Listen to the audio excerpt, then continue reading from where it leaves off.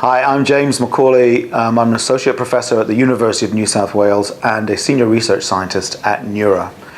We are publishing a paper today which is based on our NH&MRC project, which evaluated intensive patient specialist care for people with acute low back pain. The reason that we were interested in this is because low back pain is extremely common. Most people get low back pain, acute low back pain, at some point during their life. Although most people recover rapidly, a few people go on to develop chronic low back pain, and that is something which has a heavy burden to both the individual. It's extremely painful, can be associated with psychological distress, and it has a heavy burden to the Australian community.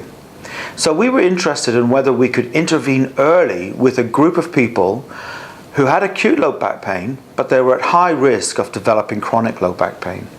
We recruited 200 patients from the community who had low back pain, and we randomized those patients to either receive specialist care from our physiotherapists or to receive a placebo specialist care, so sham specialist care. And then at 3 months we measured how many people had recovered from their back pain, and we found that there was no difference in the amount of people who had recovered from their back pain who had the early specialist intervention compared to those who received the sham specialist intervention.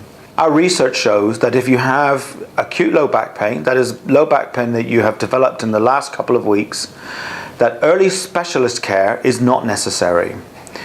The best thing to do for your back pain, if you have acute low back pain, is try not to worry, be reassured that you will get better on your own, and try to keep active, avoid strong painkillers, and try to keep at work. Those are the best evidence-based treatments that we have currently.